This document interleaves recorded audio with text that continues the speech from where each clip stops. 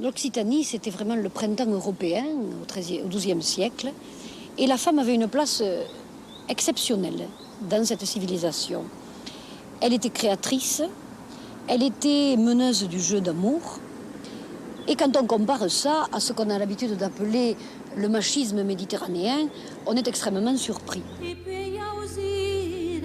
Come per tot, en Occitania també el patriarcat marquet la cultura. Les grandes figures conegudes són en general d'homes.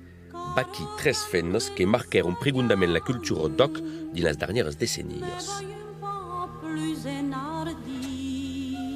Il n'y a pas tant de monde ora che ne sait pas dire la lingua degli ormai.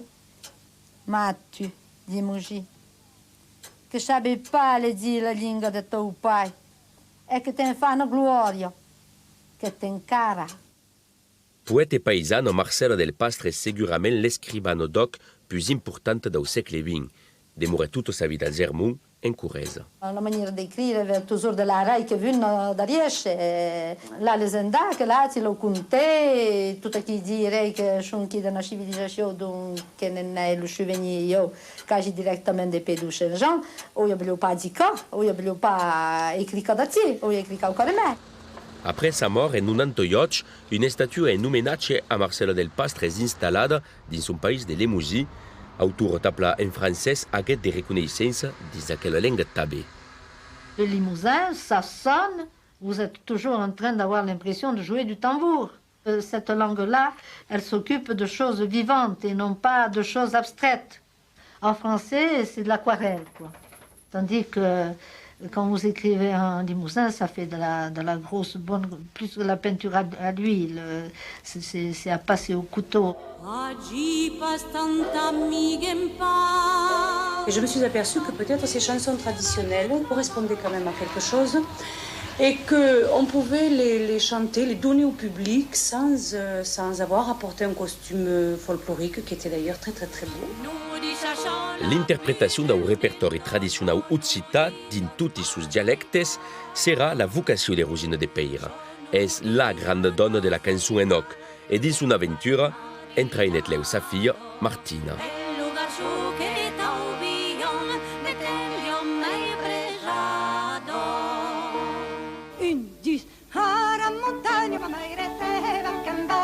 Certains peuvent penser que cette musique est une musique fossilisée, folklorique, disons le mot entre guillemets. Et en ce qui me concerne, je pense qu'elle est très très très vivante, qu'elle est encore vivante et que l'on peut aller beaucoup plus loin que là où nous en sommes en ce moment. Sa carriera de cantaire Rosina l'entamenet en 72 a gairebé 40 anys et le succès venguet leu. Ce quatuor vocal féminin que vous entendez, chanté a cappella, c'est-à-dire sans accompagnement d'aucune sorte, vient d'obtenir le Grand Prix international du disque décerné par l'Académie Charles Cros. Est-ce que ça vous a fait comme effet d'avoir ce prix ?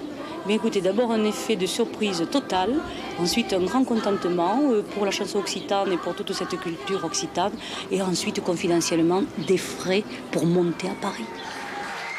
12 grands premis de l'Acadèmia Carles Cros e de col·laboracions fins au Japó. Rosina de Peira, que defuntet de 2019, demora une référence. Marie Rouanet, bonsoir. Alors j'ai vu votre livre tout à l'heure et c'est vrai que c'est très très joli. La cuisine amoureuse, courtoise et occitane. Qu'est-ce que c'est? Elle peut tout dire d'un pays, la cuisine. Oui, elle est capable de parler du paysage. Elle dit là, il y a la truffe, là, il y a la vigne. Là, il y a l'olivier. Ouais. Elle parle des communications, des rapports commerciaux, des empires coloniaux. Elle raconte l'histoire aussi.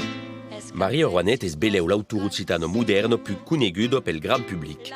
Dins les années 70, comença també en cançó.